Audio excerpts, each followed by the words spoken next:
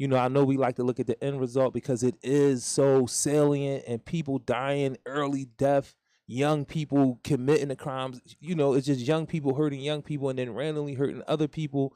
But that end result didn't start there. And as long as we try to just treat that, you're not going to prevent anything. You're not going to stop anything. It's just going to keep going. So without further ado, because of all the things that I try to do in the community, I'm a researcher. We researching gun violence for between the ages of 16 to 24 years old with PAR, participatory action research. We're doing that through the Fathership Foundation. Look that up. He's doing a lot of reentry stuff and just stuff around fathers, making sure fathers are more equipped to be the parents that they're supposed to be. So because of all this stuff that I do, which I love to do, I've met some folks, you know what I'm saying? And some folks have been on the show before, but now they bring some new folks. So, so if y'all can, we could do ladies first, or we could start from the left, we could start from the right. But everybody, let me know who you are. I'm returning.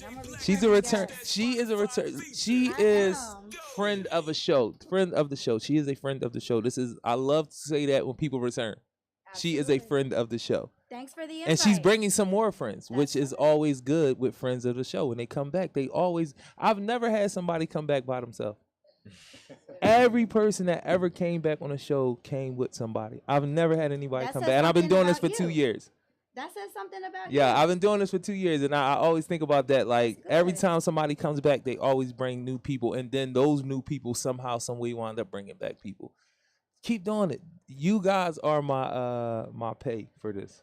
Being able to network and have as many different people on here as possible, and the network possibilities be crazy.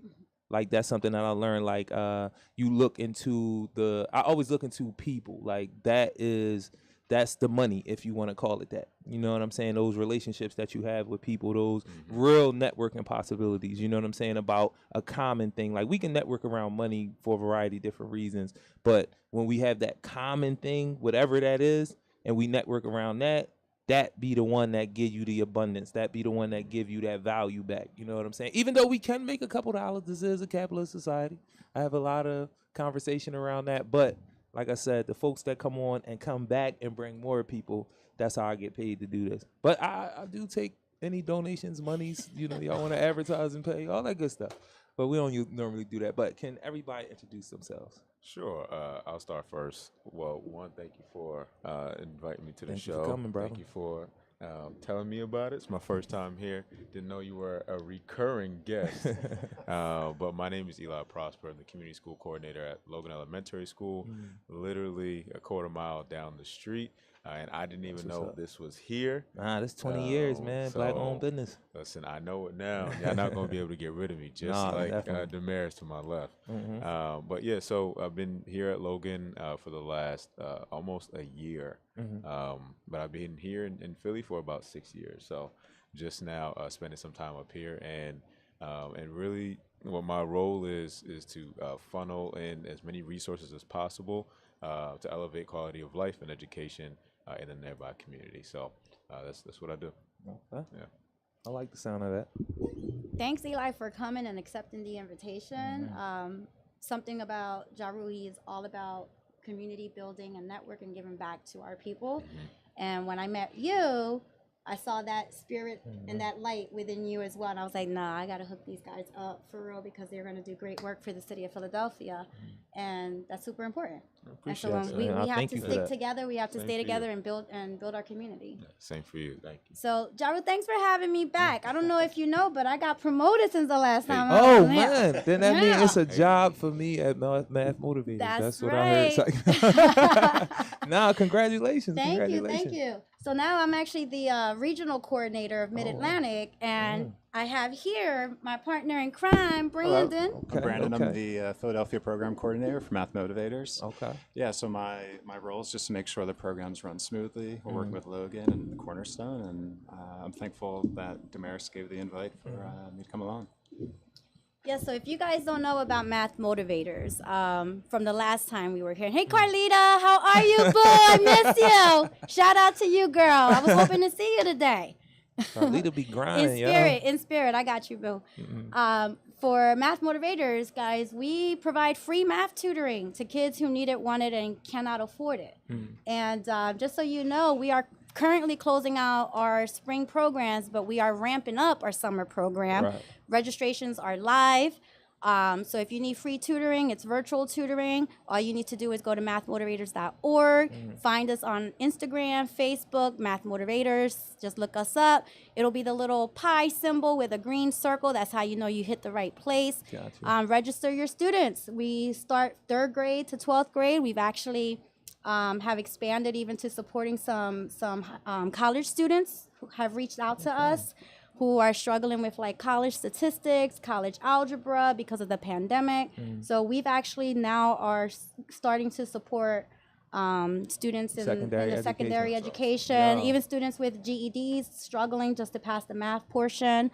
We have our SAT prep, ACT prep, and that program is starting July 11th. So if you are interested in the free math program tutoring sessions, please make sure you guys visit mathmotivators.org and register as soon as possible. Spaces are limited. So I got a bunch of questions because we done went through the experience, and it was tumultuous with my young folks. It was tumultuous, but the one thing that I everything is a holistic approach. It should always be is that 360 a wraparound.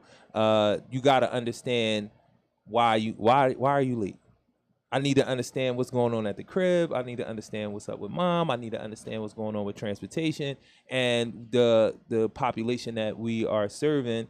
A lot of these issues become way more glaring because, like I said, about money.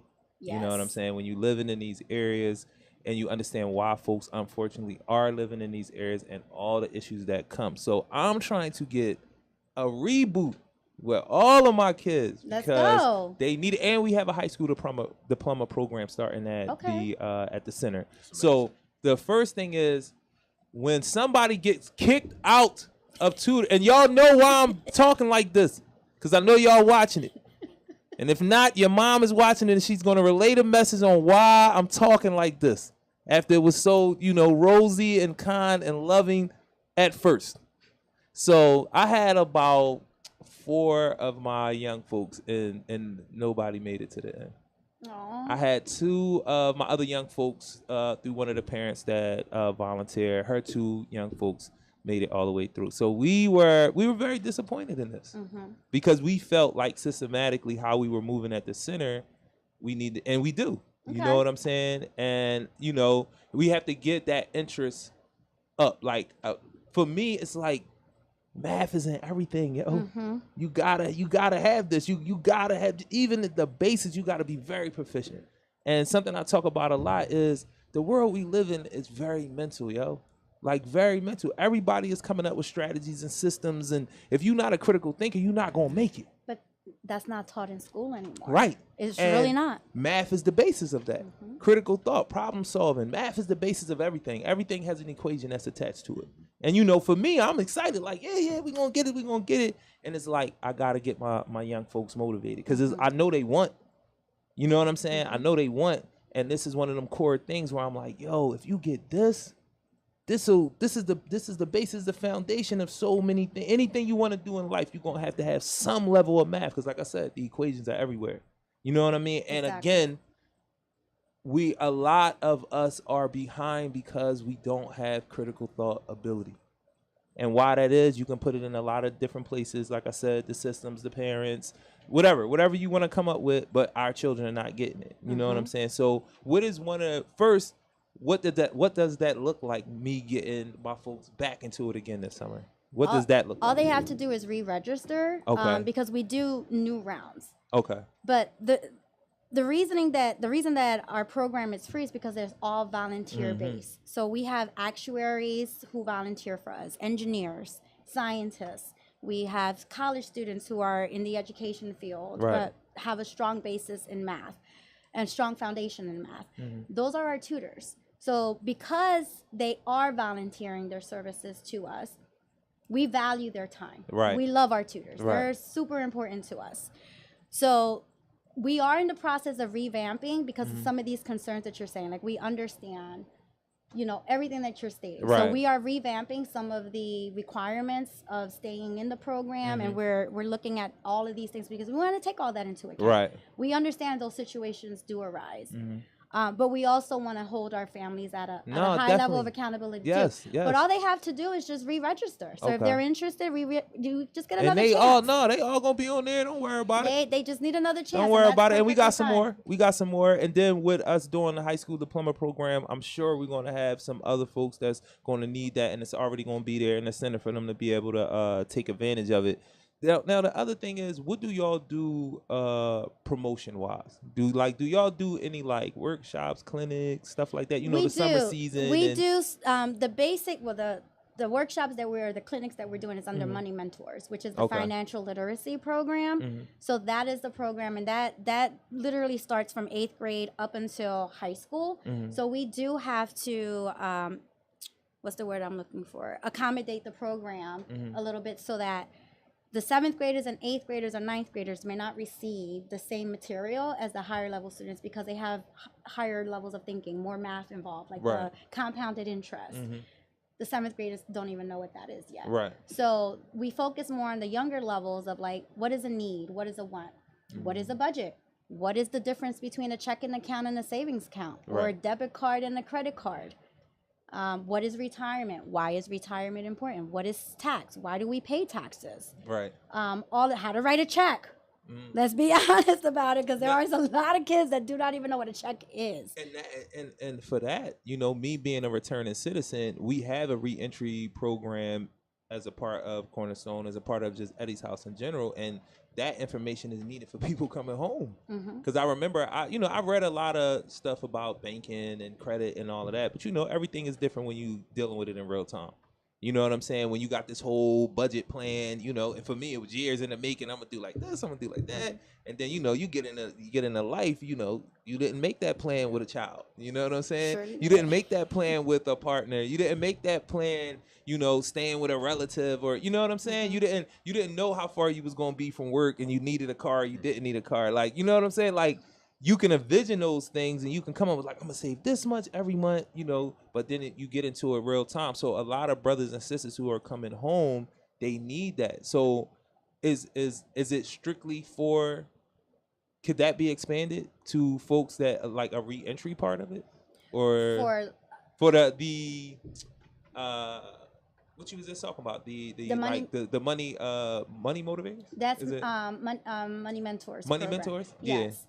So that is still under, there's a lot of changes going on with the Actuarial Foundation. Let me put it that way. But Money Mentors is under Math Motivators. It's a program under Math Motivators.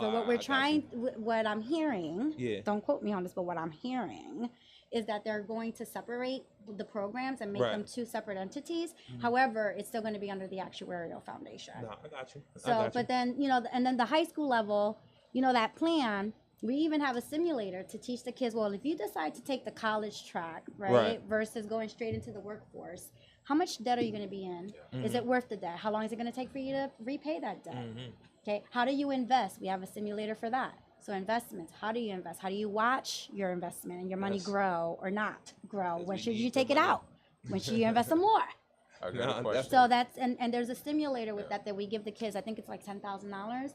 It's fake money, guys. But it's still a simulator. We have an entrepreneur program going on, and that will be, I just like to connect all the dots, man. You know what I'm saying? Like, the high school diploma, entrepreneurship, and you got math tutoring, you got money mentors, and all of those things work together. What was your question? I don't want to run over your question. I wanted to let you finish.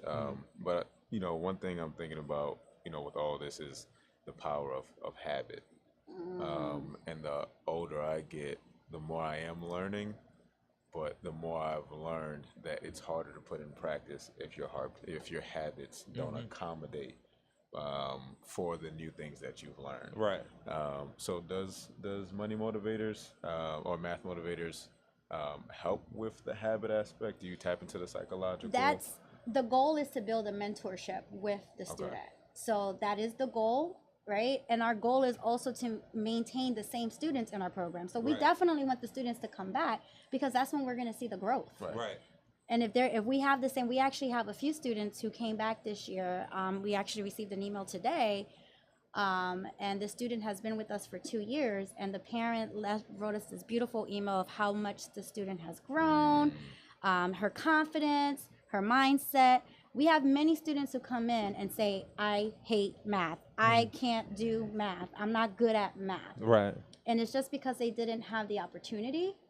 Maybe they just needed that 1-to-1 or because that's what we do, 1-to-1 to 1-to-2. Right. You know, tutor to student ratio. So they just needed that one-on-one, you know, direct instruction, focus, instead of that one student getting lost in a classroom of 30 or 35, which we actually talked about today. I toured Logan, and I just want you, like, if you ever get a chance to go visit, like the program there is phenomenal. I felt at peace. All the information. I felt at peace when I walked into that building. The culture there, the mindset of the teachers. I'm super excited about our partnership and what we're going to be able to do with those students who are right now suffering because of the pandemic. Right. So I'm actually excited. As soon as I saw Brandon, I came in, I said, oh my gosh, you have to go see this school. Like, this is going to be an amazing partnership. We're going to do great things with these kids, and I cannot wait to see their growth, because that's what our program is all about, is maintaining those kids and seeing them grow. So how, like, because I want to give people like a recap of like how it's just in PA.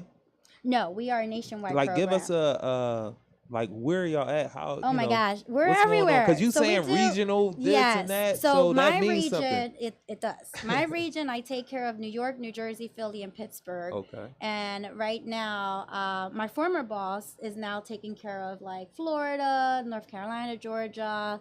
She also has the DC, Baltimore area. We're up in upstate New York, Baltimore, Boston, Massachusetts, California. Wow.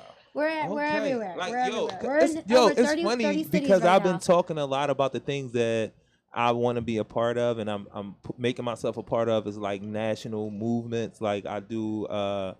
I'm a part of the Restorative City initiative. That's a restorative justice. We train people certifying restorative justice.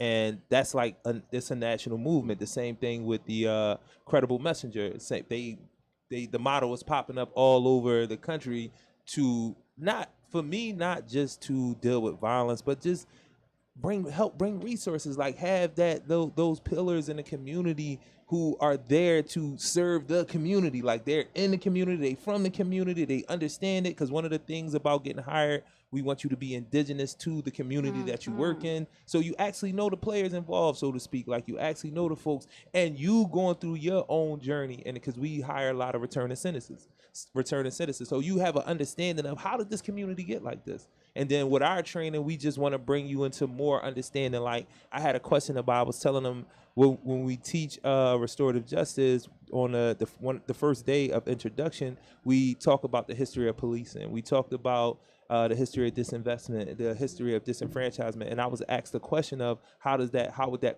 correlate with, the credible messengers, because I think they would assume that it would have this anti-police thing attached to it. Like, but my thing is like, listen, you can't serve a place you don't have the real history of how this place came to be. I know it's a lot of things we don't like to talk about, but with gun violence being the end result. Yes. There's a history there. So it won't create this anti-police thing. It's just like, where do we fit in this dynamic that has grown for centuries in America? You know what I mean? So it's the same thing with understand disinvestment. You don't know that this community could have been some other way 30 years ago. And you're trying to solve issues of now. How are you going to actually do that if you don't have any history of the place and how it got like that? So I think it was like, that's what they thought it was. You know what I'm saying? And even if, I don't think that the question was a question that was out of bounds, but I'm big on that. Like, I'm big on, we need to understand the history of a thing. Like, how did it come? You know what I'm saying? How did it come to be? And then from that, we learn back to the national movement part of it. This thing is happening in a lot of different places in America. It's not unique to Philly. You know what I'm saying? Once you start getting that history, you understand, oh, this is going on in Chicago, Milwaukee. You know what I mean? I could just go on and on places where you don't think that these similar things are going on because it's not as many people. So I think that's really live. That's dope. That you are part of a national movement. Mm-hmm. And we're growing very rapidly. Mm-hmm. We started off good, one city, few kids.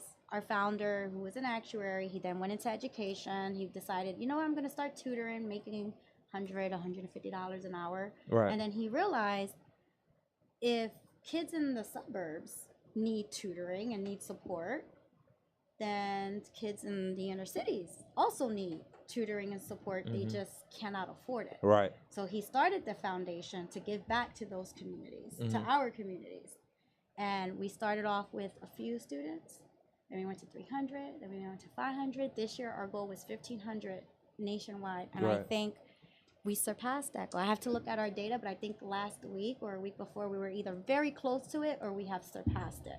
So the fact that I'm gonna be honest with you, when our program manager Karen said to us last year, we're going to service 1,500 students, I think everyone was like, how are we going to do this? We all went into like this whole panic mode. But she's a phenomenal leader. Mm-hmm. She's a phenomenal program manager. And she said, we can do it. And we did. That's my thing. She provided that high level of support that we needed. And we that's how I feel about Miss Marion. I don't think you met Miss Marion yet, but you definitely gonna meet her. But that's how I feel about her. Like she's a real leader, and it's not one of those things where she tries to be the leader. Like, yo, do this, do that, do that. But it's like she always give me the example, and give other people the example. Like, you create a canvas for people to paint on. Like that's how you lead, by giving them the ability to create what you hired them for. You know what I'm saying? Instead of telling them what you hired them for, give them, if you hired them, you saying they got a skill set that matches what you needed for the position. 100%. So now it's not for you, and this is just me and my leadership style. Like, it's not for you to micromanage it. You hired the person because you saying they had the skill set. So give them a canvas and the resources to bring it to fruition. What you think that they have, why you hired them. You know what I'm saying? Exactly. So and that's I know how that feels. And hopefully I do the same for you, Brandon.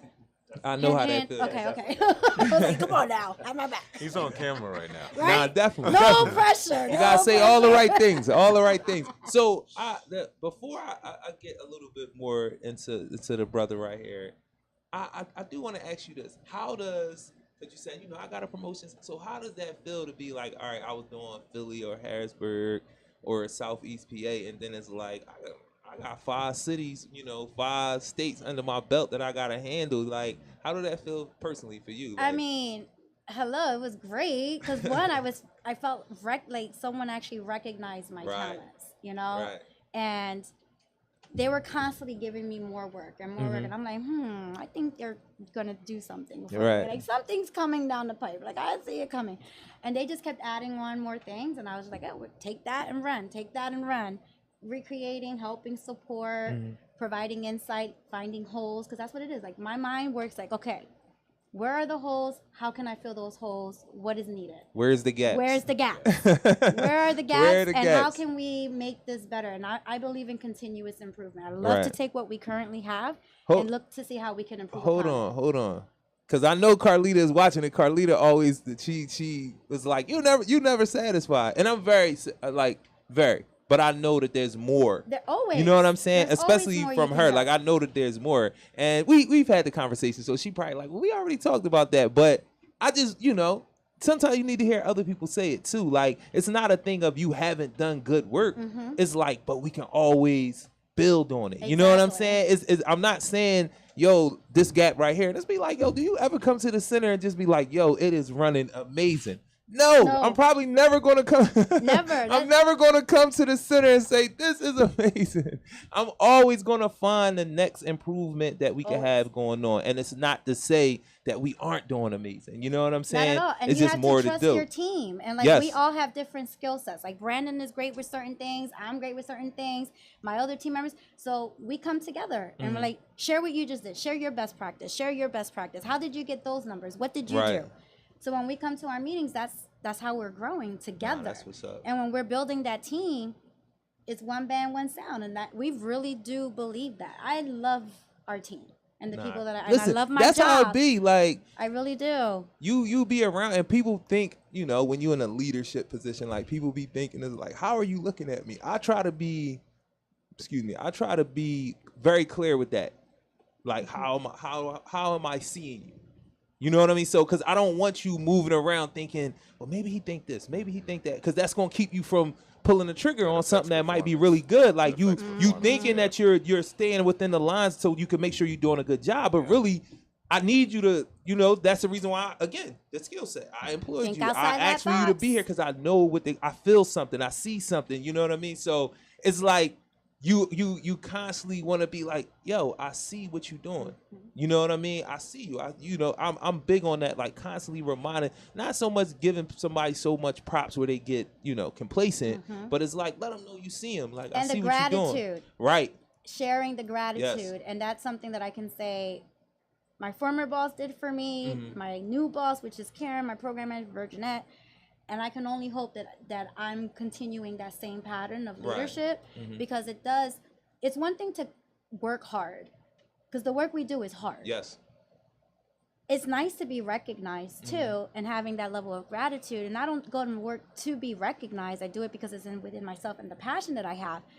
But it does feel nice to know that you're working with someone or with a team that they're riding the same bus and they're going in that same direction that you're going, and we're in this together no matter what. So if one of us fall, we all fall. That's how we feel. How long you been there again?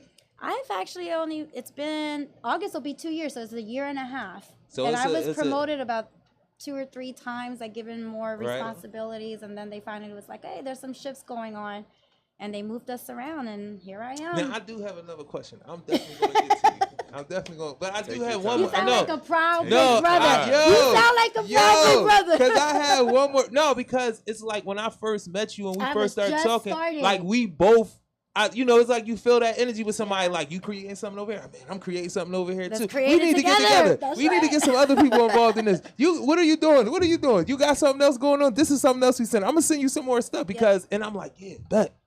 And that's what we do. We've been supporting each other since I met you at Hardy, at the community. Yes. What was it? The community picnic that they had? Yo, it's a young lady. Oh, I'm glad you said. Yo, the ancestors always work properly.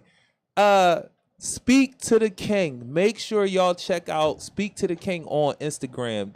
They are cards for men of color. Yeah.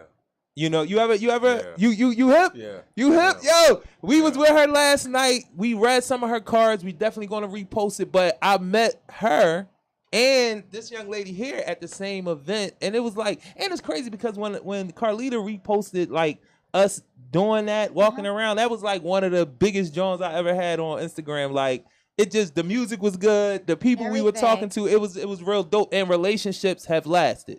That's the best part about it. You have to get out there and network. Speak to the King. Check it out. You see this brother know about it. I'm telling you, it's good work. I wish I had the card with me. But I don't want to forget imposter syndrome.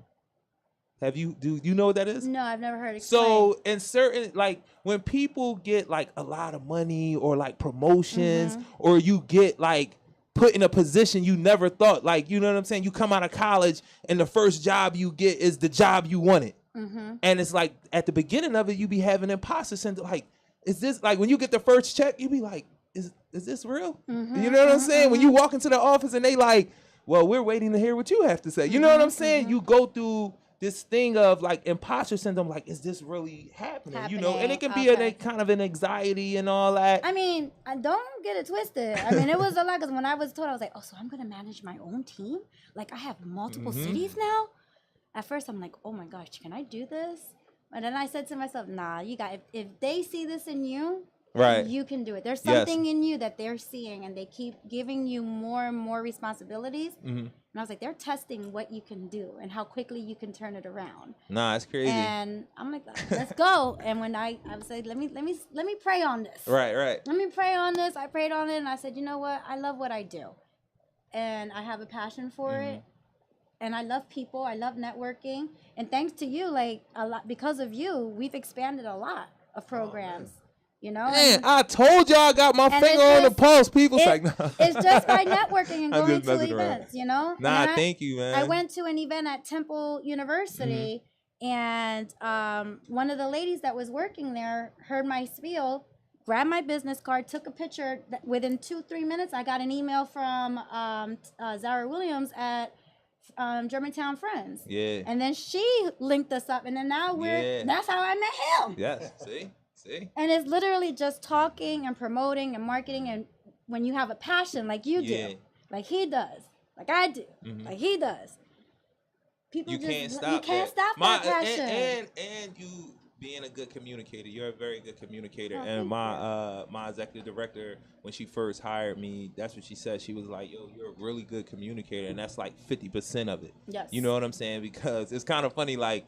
Somebody can give you the plan. You know what I mean? You didn't necessarily have to come up with the plan yourself, but you know how to communicate it. Where a lot of people who can come up with the plan, they don't know how to connect. Not that they don't want to, but it is a blessing to be able to people understand you. And it's like the funny thing about that is it's the whole makeup of how God made you. You know what I'm saying? Your visual, like it all goes together. Like the sound of my voice, like my voice sounds different than a bunch of people, but it doesn't necessarily go with my body. But that also makes me a good communicator. It brings people down. The fact that I'm like that, I don't have that really deep, gruff voice. Yes.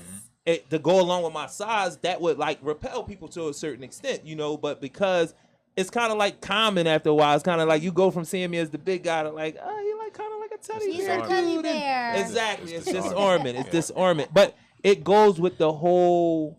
You know, the soup that you were given to be able to communicate with people. It's the way your eyes look. It's your height. All of that really plays into how your voice sounds and you being able to articulate yourself and know the words and all. Like it is not it is a gift. I look at it like that. It is a gift. Everybody cannot communicate, and not because they don't want to, and not because it's not in their heart to. It's just that's how it is. You know what I mean? So you have been one of those people. My brother right here and the brother right there, like. You have been one of those people who have been given the gift to be able to be a conduit because of your ability to communicate. That. Nah, definitely, because people say it about me, and I see it in other people. Like you were like one of those people, like people just walk up to you like, "Hey, what about X, Y, Z?" And it's like, well, where do I? In my head, I'm like, well, where do I know you from for you to just start talking to me like this? But I don't mind though. You know what I mean? Because I do love conversation. So, what do you do, brother? Because you ain't really said before. Because the way she's talking is kind of like. You got like this whole lab back there at the school. You know what I'm saying? The way she was like, yo, when I went in there, it was another word. Like we stepped into another dimension. You know what I'm saying? We don't see it. But like give me more context on what it is. Give me more details of what you got going on. All right. So I'll start off with first I stand on the shoulders of giants. So whatever I do, you know, it's either like people have started and I'm finishing. I've started. Other people will finish after me or things like that. But to start off, I'm a community school coordinator. So in 2016, the project started with a certain amount of schools from the Mayor's Office of Education, and before that, something came out called the soda tax, the beverage tax. Yeah. And everybody loved it. Yeah. They did love it in the city. They still love it. They still love it. No, but people were irate and were wondering, like, what is happening? Why are we doing this? This is bananas. The Boston Tea Party is about to go on. Exactly. People were highly upset. And some people still don't know where the money went, even though the mayor does send out newsletters and emails that, like, kind of arbitrary. Sometimes people don't know where they are, but they're out there. Right. But there were some key parts to the city that money went to. So the first one is rec centers. You've been seeing Project Rebuild happen all over the city. Some rec centers are getting 12 million, some are getting 5 million, some are getting, but that's to rebuild, you know, some of those rec centers and key points where people meet throughout the city. Right. That's where some of that is going.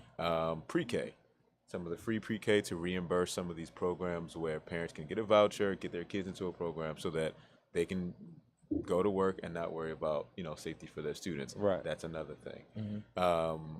And then one of the last things is community schools. So now there are 20 community schools around the city where each have a community school coordinator. Right. And our main function is to be in the school and really funnel in as many programs that we deem necessary, alongside, you know, consulting with the parents, the students, the administration, everybody in the community, to really funnel in as many resources as possible. And Logan is the recipient of that. So it started off with 2 coordinators before me. I'm the third one. And it's been amazing. We have 33 partners. Right. And Germantown Friends is one of them. And it's crazy how we met because Dr. Zara emailed me, and anytime we have community partner meetings every 2 months, we share, or I lead a meeting and I'll share, hey, this is what the school needs. I talk to a parent, this is what we need, summer programming, tutoring, this, that, and the third. And then I'll check in with our principal, I'll check in with the community partners, and then they'll keep slogan in mind. And then at any point of the year, if they hear anything about any one of my requests, they'll say, FYI, forwarding this email, check this out. And so, lo and behold, Damaris comes through an email. And I send those emails, don't I? And you send those emails. Yes. But that's our job. No, listen. This the funny thing about you sending the emails. Because we were kind of starting out. So I'm getting me, Carlita, Niche, my whole squad, Sa, everybody, Zoo. I wasn't an email person. Now, Miss Marion, our executive director, was like, Jarue, you're gonna have to get on these. It didn't happen if it's not documented. You know what I'm saying? And I remember how she was sending the emails when the tutoring sessions and everything, our communications back and forth, finding time to have those meetings, have a Zoom meeting here or there to kind of link up, keeping the information fluid, even when we haven't talked for a little bit, and then it starts and the emails are coming. And I told Carlita, I was like, that's the type of professionalism we gotta have when it comes to our emails. You know what I'm saying? It wasn't a shot. She didn't take it as a shot. I didn't feel like we wasn't doing the work, but I told her, I was like, yo, we gotta be on it like that. You gotta be, and if you see how many referrals and stuff, how many emails Carlita send out now, it's like you see it like, yes, Carlita. No, for real. She knows. Yes, she knows. Bro, But based off of how proficient and efficient and timely your emails were, the way that they're written, how you communicating, it's because if you could send people a certain amount of emails and people will be like, yo, all right. But it's like how they being sent is like, okay, this is professional and this is helping me. You know what I mean? Because I'm getting reminded. I'm going at, not going at people, but I'm talking to people like I just got this email. We got to do X, Y, Z, and that will remind me to send emails that I gotta send. So, shout out to you, that's for real, man. That's a good point because half the job is follow up. Yes. Absolutely. And luckily, that's one thing we were trained on, but also I've learned that from other jobs too. But you can have so many opportunities come up, but if you don't follow up, it's just sitting there. Nothing's happening with it. Yeah. And so, we were blessed enough that we were able to follow up, and we're both follow-uppers. So we were shooting off so many emails in 2 days. I had to hunt him down. I was like, Brandon's like, he hasn't responded. I said, I got his number. Hold on. I'm going to text him right now on IG. Where he at? I'm like, hello. That is a funny thing. We move around so much. Yeah. We don't really get to talk. We talk, but talking for me that I found out is it's particular conversations with providers, with clients, and these conversations can be run on when you're talking to parents, when you're talking to students. There's no time frame to a real conversation with follow-up, with aftercare and all that. So it's I be telling people now, please text me, please email me, because again, now I'm checking my text messages and my emails, and I might miss your call, but I'm going to check my text message and be like, oh. And then I might link it up when it comes to her, oh, she sent me an email and a text message. Okay. So I got to get back. I need to respond now. Okay. And she got with me on Instagram. I see y'all posting stuff, Jarue.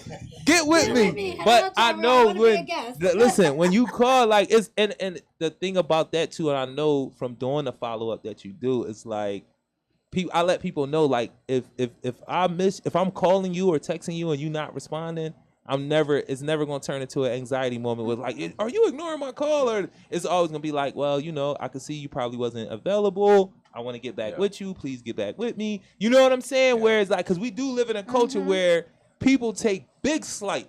Oh, yes. You know what I'm saying? If you miss they call a couple times and it's it's our brain. Our brain starts to make assumptions and its own reality based off of a perception. It's not even true. I'm not even gonna lie, I hate the phones because that space of not knowing, but everybody got a phone has created this mindset in people that's so selfish. And I like to keep saying this to people. Answering my phone is like answering my front door.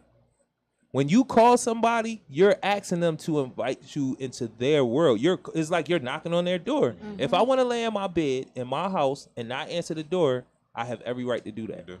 You feel what I'm saying? And we live in a culture where it's like a person to keep banging on the door. And they be like, and you was in there. But what if I just didn't want no company in my house that I pay for? This is my space. The boundaries should be there. And I feel the same way with the phone. And to your point, before you come over, are you letting me know that you're Hello, coming over? Right. Say it. Are you gonna text me and say, hey, can I call you in Right. 5 minutes? Are you free? Are you even And some home? people- You and feel sometimes me? people The don't text do could that. be that. Yeah. They think the text is the immediate. Like, Yeah. I'm going to tell you exactly what I want That's right how now, big, and you yeah. need to answer because Boundaries. I'm going to Yeah. text back and say, I know you seen my text. Yep. Yo, I hate, left I'm me just on telling red. people You left me on now, red. please do not send that to me. I'm going to answer you, but I might not answer if you send, I know you see my text. What is that? But anyway, how long have you been doing it right now at the school? I know you said it, but I wanted to ask a I've question just around been that. at this school for a year as a community school coordinator. Yeah, and you said it was 2 before you. Yeah, it was 2. Did you do this before? Is this your first time in that role? No, this is my first time ever with the city in Mm-hmm. this role. But I've done like different roles in education. Right. So what is your thing on education? Because you know how I don't want to say everybody has a thing, but we all have this thing to say, how are we going to push these communities forward? So you hear people say it's the violence. So I want to be a violence interrupter of some sort or a violence preventer. You could say it's the money. So I want to do financial literacy. I want to tell people, that's how we get free. We going to get free. We going to get liberated with understanding this money. You got some folks that be like, education. We need to be down the school district building on a regular, regulating what the curriculum is, what's in the books, how the teachers are operating, what the parents are doing. You know what I'm saying? So did you come to this understanding of like education is how I feel like we need to be pushed forward, or that's my way of, as a black man, pushing us forward? Like, how did you come to education? Because you said you had other roles in education before you got this one. So I actually came in by accident. Okay. When I was a junior in college, I was an RA, and there was a dude who left college early to be a part of something called City Year, something I've never heard before. And he was taking a gap year, volunteering for a year, and left college for a year for it. So I was wondering, why would he make such a silly decision? And then at the end of his programming, like, I would just see all his pictures on Facebook and all that type of stuff. And then it was about to be senior year, and I was like, well, I need a job. Right. So what is this thing that you did? Right. So my major was emergency management and business. And we had a trip to come to Philadelphia for the papal visit. And so we were here, we were volunteering at City Hall, and that's actually when I fell in love with the city. Where you originally been from? here before. I'm originally from New York. Okay. So I kind of fell in love with it, was walking around downtown, and that's when, it was for a 1.5 block radius, no cars could come in, so I was able to just walk the streets and go through the checkpoints. Oh, you came at that time. Yeah, so I really liked it. And then I was playing basketball at the Croc Center because that's where we were sleeping. You hoop? You nice, man? I'm okay. Okay. Just okay. All right. Just I respect okay. that. I know where I am. My defense is a little bit better than my offense, but I play a little bit. But if I could get you out there, because it just popped in my head, we do have a basketball event we doing on like the 17th, I think it is. Okay. We got like 8 leagues, you know what I mean? 8 teams. It's a one-day joint. It's kind of like a tournament joint. And we doing it as a part of our Credible Messenger, Violence Interrupter, whole thing, you know what I mean? Whatever. It's a lot of names for CCIP and all that, but we want as many brothers to come out, you know what I'm saying? Yeah. So I'm going to send you the stuff. I expect to see you. I need the defense. If I can, I'll be there. But If I can, I'll be there. But my fault. I didn't mean to interrupt No, the you're story, but good. go ahead. So I was playing with these kids, and then you hear the usual story about like lack of mentors and stuff like that in terms of representation for black men. And I knew I kind of felt the same way. My dad wasn't always around, and growing up, I had like kind of random mentors at the school or in some like after school program or something like that. But I knew how that got me to this point alongside, my mother's will and strength. So I kind of wanted to be a part of that, like a big brother to some of our students. And so, God brought me to Philly, got the role at City Year. and then did a year of service, and I thought, wow, I did it at Mitchell Elementary School in Southwest Philly. I'm from Southwest. Oh, okay, all right. So you know where Mitchell is, right? At Kick-Sessing. And my partner teacher, Mr. Wharton, said, if you can work here, you can work anywhere. Because the school was nuts. Right. School was absolutely off the chain. And I've never seen that before. Right. But apparently I was a little bit more calm than my other friends were. And so I was a glutton for punishment. And then from then on, City Year just kept putting me in those type of schools. Yeah. Just like the school district you're a does. credible messenger. You're an education credible messenger. We got one. So I did a team leader year, and then that's really when things started taking off for me in different ways. Worked with them to like do a couple speeches and meet the governor at that point, and then also with Comcast. So it was like I was like, man, I could see a future in like being here and being with these kids in a different type of way. And then at the end of the year, my team and I put on this event called How to Tie a Tie at Roosevelt Elementary School. Okay. And pretty much, I know what you're talking about. Those kids that I'ma hurt. I'm sorry. I know everybody ain't with corp. They go to at Roosevelt. Yeah. So what we did was a How to Tie a Tie event, and essentially we ended our like Black Male Engagement Program and invited the Black Employee Network from Comcast and Black teachers, Men Who Care of Germantown, brung us all in, and then asked them all to bring a tie. Comcast helped provide some food. Everybody in the school helped out. My team helped out tremendously. And then so we had 3 different conversations, tables of conversation, business, education, and entrepreneurship in case you don't want to go to college. Right. And how it is to be a Black man in each and every one of these fields. That's dope. And then at the end, the person who you looked up to or you were talking to the entire time wrapped a tie around your neck and helped you how to tie a tie. Oh my gosh. Because 8 out of every, I think, 10 Black boys don't know how to do it. So so we did that, and then after that, I was like, oh, I'm all sold. So I stayed in education for about 3 more years, and then did another year, went back to City Year as an impact manager, and mentoring the same teams that I used to be on. Nah, that's what's up. And then I left, and now I'm in city government. Nah, we definitely gonna link up, man. And one of the things I'm sure you felt and you understand, like it's the 5th largest media market. I tell people this all the time. They do need to understand the impact of this city. Like this city has an impact nationally. You know what I'm saying? But it's the poorest big city in the nation. Now it's number 1, right? You feel what I'm saying? It's the poorest big city in the nation. So juxtaposition so much ability, you know what I'm saying, to get, and then so many people just not getting. Yeah.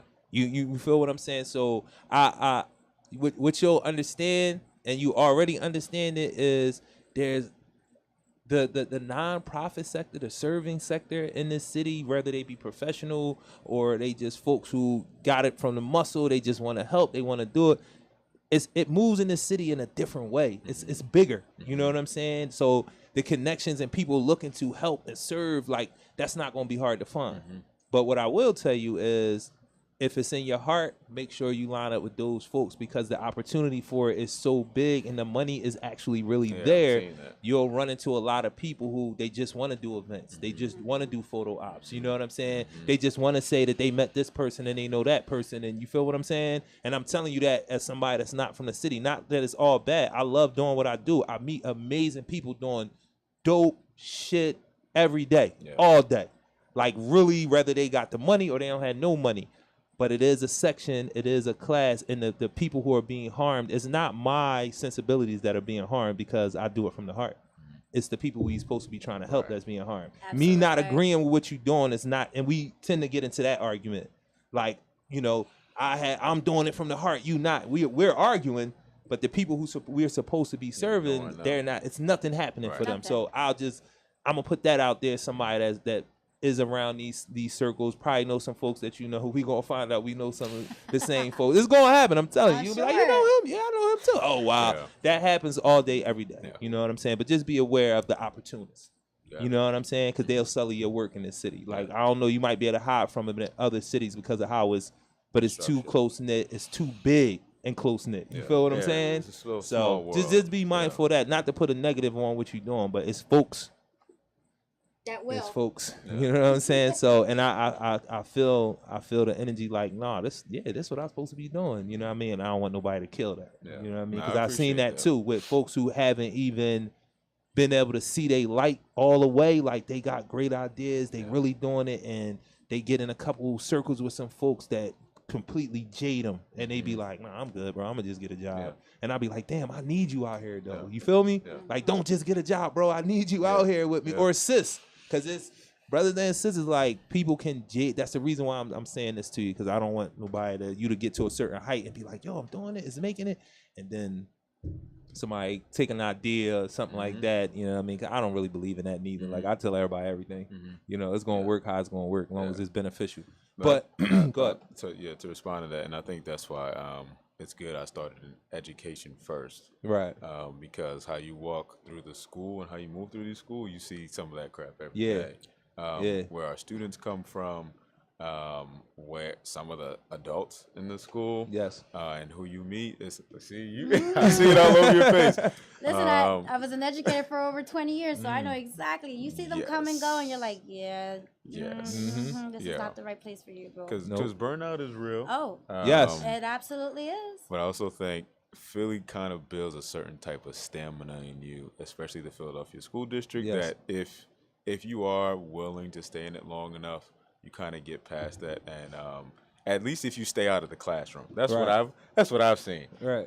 If you stay out of the classroom, you should be in decent shape. Because the classroom just has a way of burning you out like that. Right. But outside of that, I definitely agree. I know what the burnout is. You it's these babies. I'm telling you. Listen, you gotta dig in with these babies, man. Because this is my thing. They was the babies before. That's true. Because this is my thing. I'm gonna let you go too. Definitely. My thing is like everything else that I've said. They 8, they 9, they 7, they 10, they 12, they 14. That's how long they've been on the planet. So it can't really be their fault, yo. It cannot. Nobody can come up with an argument, a debate, anything to explain to me that it's the 8-year-old's fault. That it's the 9-year-old's fault. That it's I don't care what they did, bro. I don't care what they did. Because they only been on the planet this finite amount of time. Absolutely. So every idea, every thought, every pattern that they have literally came from other people, not just the parent. Because we like to lean it squarely because the parent might be them. Just 30 now. Just 35 now. So I know the burnout, it's the babies. But we need to understand and we need to have that patience, like what you're saying, where it's like, these babies come from a lot of different things, and they just starting. They just starting out, and this is my opportunity, like you said, and I can agree with that. With my dad dying when I was 12, you feel what I'm saying? Like I had periods where I just was like, nah, it ain't no minute. I'm gonna figure this all out, and that went terribly wrong. You know what I'm saying? So I know what you like. We need it. They need to see you. They need that. They need that patience. They need you walking down the hall. They need you understanding what the levels of this is, while at the same time being like offended by the cursing or offended by what the hell is happening. Like you can have that offense and still be like, okay, I don't like it, but I know where it come from, so let's get to it. You know what I'm saying? Instead of just, oh, look at these goddamn kids, they get on my fucking nerves, and because this is how the people talk in front of the kids. You know what I'm saying? And then they wonder why these children in every space that they at, they mouths is and I'm a cursor. I curse. I try to work on it, but I understand that if these babies is doing it, 9 times out of 10 came from me. It came from me. Like they haven't been around long enough to really. And then now we got the science that says your brain don't fully develop until you're 25. Absolutely. 25. You know what I'm saying? Now we know for sure. Now we like, oh, it really is orientation when you see a difference between 21-year-olds. It was orientation when you see the difference between 18-year-olds. It's not them. Somebody orientated them to be, because you see the difference. You being on a college campus versus being in the street, being at the bar, wherever you go, and you see the differences of why the 18-year-old over here look different because of orientation. Impression. You know, somebody put into them. But my fault, you was about to say about not about the school district. I was going to give my insight and my opinion as the teacher burnout. Oh, yes. For me, and I taught 8th grade pretty much my entire career. Middle school, they're my babies. And everyone says, oh my gosh, 8th grade, why would you teach? I love 8th graders. My issue was never my kids. My kids were fine because I build rapport with my kids. My kids knew that I really loved them and cared about them. And I'm going to have high levels of expectations, but I'm also going to have high levels of support. Right. And I'm always going to be a listener, So a lot of my students call me mom, auntie. So the students weren't the issue. The issue came from the red tape from administration. So I'm here having an 8th grader. I'm teaching algebra, but if my student's on a 4th grade math level, you still want me to shove algebra down their throats. Right. They don't know how to add yet. Yeah. How can I shove this And that's down a their systematic throat? thing. It absolutely is. So then when I'm not trusted, we talked about the level of trust. If you hired me with my skill set to do my job, you should trust me to meet my students where they are and then push them once they're there. Right. Does that take a lot of energy, time? Absolutely. Can it be done? 100%. Yes. I have seen my students have grown many years in my classroom in 1 year. Right. But that also made me stay after school till 6 o'clock at night, making phone calls over the weekend, giving great feedback to those papers. I didn't mind that part. It's all the other stuff yelling in the background, telling me all these other things that I need to do. Right. And it's not supporting my kids. That was the burnout. And that be that whole, you have this back and forth with people that at the end of the day is not helping the children. Not at all. You know what I'm saying? It's not helping the children. But I would ask this, like, now seeing, is there anything that you learned about education going into the schools that you didn't know before? Like, after you seen it for a while, and he was like, whoa, I didn't, even something that you heard and you didn't really even know if it was true. It's just like, oh, it's a statistic, or this is what's happening. Is there anything that you went into the school and it's like, oh, wow, this is true, or damn, I didn't know that? Like, is there anything that... Are you asking on a positive side or a negative however, side? positive or negative. Give me a positive and if there are a positive and a negative. Can we get that? Yes. We'll start with a negative and with a positive. Okay. With a negative, it's like she said, it's systematic. It's straight up systematic. From like, this used to be a place where I think farmers sent their kids, or the schedules met with the farming, to parents using school as like a babysitting type situation, to students being led into like the industry back then. Right. Like at one point, it might still be the case, but about 4 years ago, 2/3 of Philadelphia's yards were concrete. And apparently part of the reason was to kind of like harden them, so that they can move into the industrial. But with the industrial, the industrial that they moved them into, because exactly. it's all concrete still. I'll tell you, I was there for a while. Yeah, that's part of it too. I was there for a while. And that is part of it too. You know what I mean? So it's either one way or the other. But so that type of stuff, and realizing like how, like, even with like PSSA testing or all this extra stuff, and the hoops that our students have to go through. Now, I'm not a huge fan of, but like money comes with it, so it's like all these entanglements. That's not my favorite. Right. But something positive that truly that I've seen is that education is the job that unlocks all other jobs. Yes. It really does depend on if you have a good or a trash teacher. Yes. On Preach. how you see the world, at least for those 6 hours, because we already deal with a lot when students have to go home. Right. If you come in and it's like double duty. You know what I mean?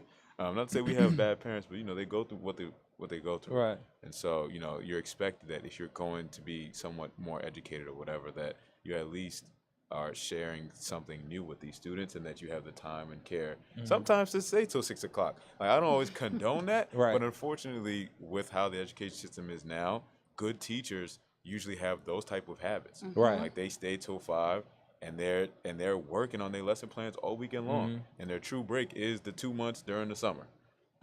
Thanksgiving and Christmas. And Thanksgiving and Christmas. That's what my family saw. Nah, me. I went Thanksgiving, to- Christmas, Yeah. Easter, Yeah. and summer. Because I'm always, because I'm gonna have to pay back all this time. Y'all don't even understand. This brother always showed me love because I feel like he believes in the show. He know we have good shows. It's very informative. So, you know, and I kind of come late, like 5 minutes sometimes. But he always be letting me go over. But I'm definitely gonna pay him for the time. I have a way to keep up with it. You know what I'm saying? But the reason why I brought that up is because this now here he has not said anything. He's kind of he's you know, you're gonna be the one in Philadelphia. She's the regional person. He's here for You training. are the He's Philadelphia. new. Oh, all he's right. learning I and ain't he's gonna new. go Give him at some you. break. I ain't gonna. But I'm 3 months in. I'm Okay, I ain't gonna jump in there on you, man. Because I was like, hold on, how he the one gonna be in Philly? He ain't said a word to Philadelphia. Yeah. This is Philadelphia, a Philly service announcement. They're all looking. They're trying to find out who is this guy. Who is this guy? Yeah, so my name's Brandon, and as I spoke earlier, I'm the program coordinator. But really, my expertise just is in math education. So I'm about 10 years in. And it's kind of interesting that like my expertise is literally like algebras, like pre-algebra, algebra 1, algebra 2, and geometry. And just throughout my experiences, I spent about 10 years in the classroom. And a lot of like the challenges and struggles I experienced firsthand. And I definitely experienced like teacher burnout at the end. But I felt like I did like really good work. And I definitely took a lot of pride in what I did. And I definitely put forth my best effort. And when I was, you know, like when I teach, for me, it's like really important that I express the math correct. You know, for me, you know, teachers have different thoughts and opinions, but it's like kind of like the difference between like variable and letter. You know, it should just be stated as like variable. Like, you know, just to give like not just like respect to the subject, but the truer you say to it, the easier it is. And math really can provide so much wonderful opportunity. Like for the present, like at the start, we talked about how it works with the brain. And it's really true. Like, you know, the classic question is like, oh, when am I going to use this? And it's like, well, you know, I get it. Okay. You could be doing this if you're like a business analyst and you have to like analyze stuff and make conclusions, and that's what you're getting hired for, sure. But it's also working your brain in a certain way that other subjects don't. I mean, you know, at the end of the day, like my focus is just the math, and eventually, you know, I got involved with Math Motivators, and it was like perfect timing. Just like opened up, I saw it, I applied, we talked, and what I loved about it was that it was like the most natural, down to earth like conversation. Where I was like, all right, these are definitely like cool people. They definitely enjoy what they do. I can definitely just like be myself. And what I appreciate as a professional is that, you know, like I'm just like left to like do what I need to do. And I do admit, like I've been sitting here the whole time and I haven't like said anything because I do just like sit back.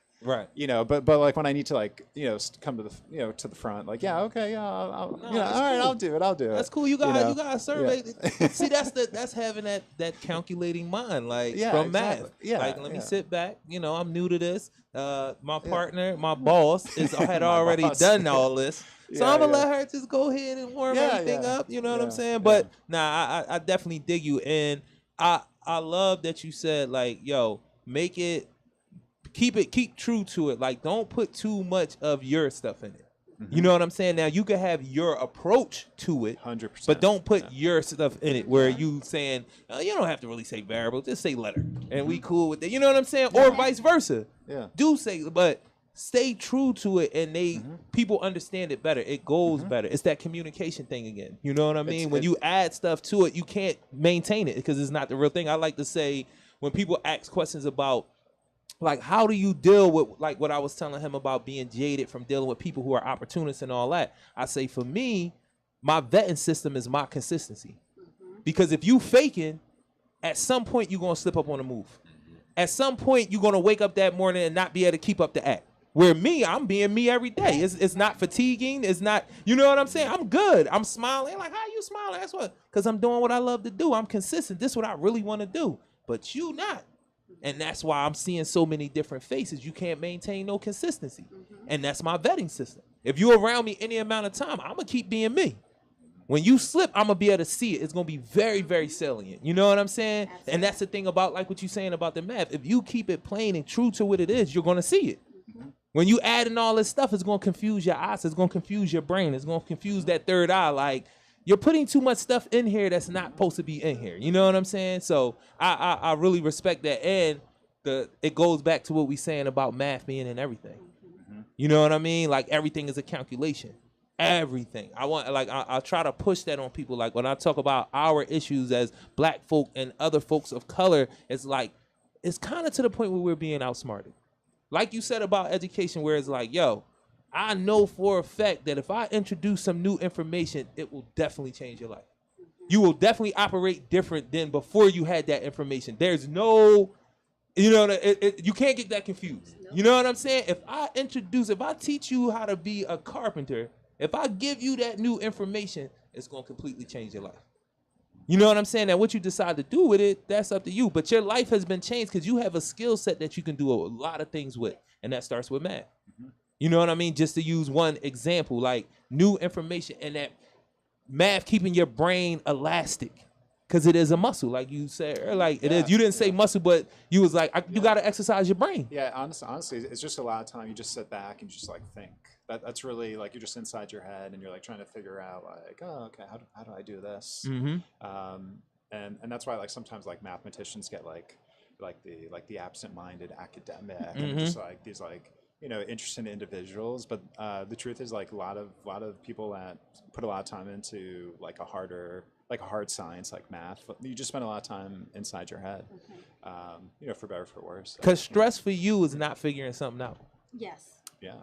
Seriously, I was thinking about that about myself. Like people be like, what stresses you? What stresses me when I walk into something and I don't have an answer? Like I'm really like a loss. Like, hold up, like how that stresses me.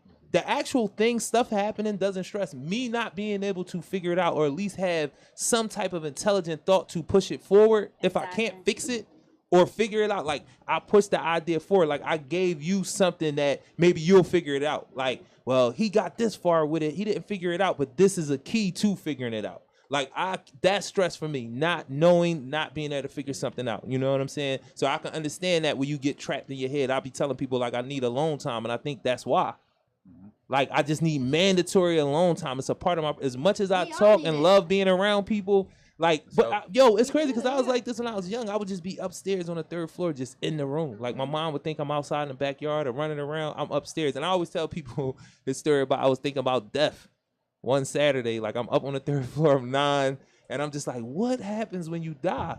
And I just was going at all of these what my 9-year-old mind can think of. I just was in there. And then after a while, it was just like stress came because I couldn't figure it out. So I went downstairs and got in the bed with my mom. Like, yo, what happened? And she like, you ain't outside? You ain't in the... I was like, no, I was upstairs, but I'm trying to figure like what happens when you die? You know what I'm saying? And she like, I could see the look on her face now. Like, why is my 9-year-old asking me about this? Why is he thinking about But mom just did what mom do. She was like, she pulled me close a little bit and was like, listen, you got a long time to have to think about anything like that. And it worked. Like, she didn't get philosophical or nothing. She just was like, babe, you got a long time. You don't got to worry about it. And for my 9-year-old mind, it calmed me. But I'm just saying that to say I've been like that for a long time. Like, I just get stuck in the thoughts and not being able to figure it out is a stress. Before I get out of here, because I can't run off with too much more time. And are we going? I'm hungry. Yeah, let's go. I'm waiting for you to end the show. show. I have to cover the mic that asks about the other thing? The other thing, are we Ebo and Shia? Listen, do y'all know what that is? What is that? I'm gonna tell y'all off air, but it's something off the air. Because I don't want people to think that they do one or the other if they don't do one or the other, or both, either one of them. You know what I'm saying? But can everybody tell the audience, tell Philly Service Announcement audience, I'm somebody, y'all. Can y'all tell them? Can y'all tell them who y'all are, and tell them what y'all do and why y'all do what y'all do? Tell them who you are again. Give them like the, all the stuff, the @ this and the website that, and then tell them why you do what you do. All right. So we are from Math Motivators, us two here. We provide free math tutoring to kids who need it, want it, but can't afford it. We start from grades 3 to 12. We also support some college level students. It's all voluntary based. We have tons of programs. We are at mathmotivators.org. IG and Facebook. Math Motivators, look us up. You'll have the little icon with the green circle and the white pie sign. That's how you know My you're kids is exactly where coming you need back. to go. Yes, they are. You better register. I'm going to send you, matter of fact, I'm going to send you our flyer with the link, and then you can post it so anyone who's on the show listening today can just click on that link and register their students for our July 11th rollout for our summer virtual tutoring center. And why do you do what you do? But why do you do what you do? The passion. I'm an educator at heart. I am a mentor at heart. I love. Love. That's how I live. I'm just so pure intentions, and I always just want to give back and always be supportive to my community. Been doing it since I was a little girl, and I just love what I do. I love helping people. That's why I do what I do. It's on you. Yeah, It's on you. Yeah. So for me, when I think about what I do as like an educator, being involved in math, there's struggles and challenges that I've had, and you can see that in other students and the challenges that they see, and being able to take something that you don't know and persevere and be determined to get through it just makes you a stronger person. And I genuinely believe that all students, all adults, children, whatever the age is, never too young, never too old to really like put your mind to it, focus on the subject, and just see it through as best as you can. Even if there's a challenge, it'll make you stronger. And for me, math definitely provided that. So one more time, who you are, some of how they can get at you, and why you do what you do. All right. My name is Eli Prosper. I'm a community school coordinator at Logan Elementary School. And long story short, I help to funnel in as many resources as possible to elevate quality of life and education within the community around me. Why do I do what I do? A couple reasons. I think representation is key, and there have been some black men in my life who helped me to get to where I am today, and including my mom too. And the second thing, since college, I've heard this quote: to plant the seed of the tree, even if you can't sit underneath its shade. And so sometimes we're planting a lot of seeds with some of the students that we may never see again after a couple of years from wherever we teach. Even if we don't get to see them as adults, but the only hope is that we're instilling in them or inspiring them to be better and want more for themselves and things like that. And I wanted to share a story with you before we left, because this is one of the key things that I think I've liked in terms of being a part of a community school. So one of our partners is LaSalle, and actually they'll be helping us in terms of math motivators, but they've been key to our partnership because they just help us in so many different ways. It's not perfect, but it's definitely been good. So this year, as a partner, the athletic team reached out. Shout out to Coach Carey. She called and said, "Hey, I have a group of students who want to put on some swimming lessons for your students for free. Are you interested?" And we absolutely said yes. That's a life-saving training. And that's top 5 skills that you need. Right. And it's interesting because I was talking to the art teacher at Logan, and she was like, fun fact, most of the people who die in the Jersey Shores, at least like around AC and all those other shores, are people from Philly. And so, because we don't know, well, you already know you already know what we've heard about the statistics with us, unfortunately. But so literally, now we're affecting students' lives. Or we have our student, we'll just call him A. Wagner. He started our program last fall. How young? 3rd grade. Just for the school? 3rd grade from the school. So it only could be people from the school? So right now, it's a pilot program. But in the future, we're just doing K to 5. Right. But in the future, if you do know some students, we'll take some kids. we definitely gonna link up, because I do like to be in the schools, and my schedule is like settling down where I can schedule more times to like come to schools like once a week stuff. Because I started doing it, and then the center got crazy, and I couldn't keep going to the school the way I wanted to. So I'm like, I feel some type of way about that. But now that my schedule is better, and I know it's summertime coming, but we definitely gonna connect because I want to be doing stuff in the summertime with the schools around restorative justice and just a lot of the different things that I'm doing just to expose the children to that. And my lived experience, like that's important that they need to know what the outcomes are. You know what I'm saying, of not being educated. Yeah. And we have a direct contact now, so I'm sure. Yes, I'm gonna talk to you directly, and I know where you at. But listen. This is PSA, Philly Service Announcement, Takeover Tuesday, Takeover Love, Support, Grace, Social Activism, Resources, and Art. I am the assist. Shout out to my right-hand sister, Nick, the queen. I really, really, really appreciate everybody that came on today. Good looking too, always, for showing me the love. That's what we doing out here. We out. Peace.